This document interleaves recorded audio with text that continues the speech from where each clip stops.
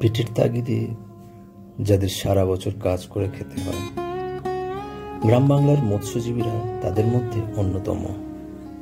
নৌকা বোঝাই করে মাছ সংগ্রহের সমস্ত উপকরণ, যেমন জাল, মোটা কাছি, বরফ ও তার সাথে খাদ্য সামগ্রী, পানীয় জল, রান্নার জ্বালানি সবকিছু নিয়ে পাড়ি দিতে হয় মাছ সমুদ্রে।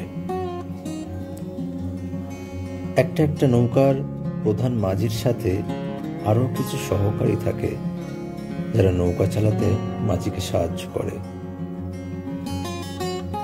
একজন মাঝির হাতেই নৌকার গতিপথ নির্দেশের যাবতীয় কলাকৌশল বজায় থাকে, যেমন ভাবে আমাদের নিজেদের হাতেই আমাদের জীবন।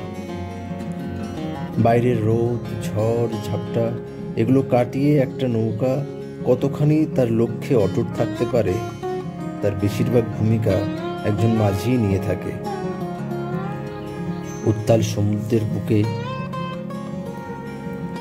কোথায় মাছের সন্ধান মিলবে, সেই তথ্য ভাণ্ডার দীর্ঘদিনের অভিজ্ঞতায় অর্জিত হয় এবং সঞ্চিত থাকে মাঝির মগজে।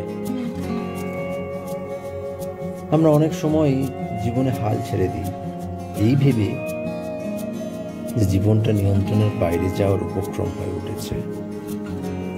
আসলে জীবনের সবটাই কখনোই নিয়ন্ত্রণ সম্ভব হয় না।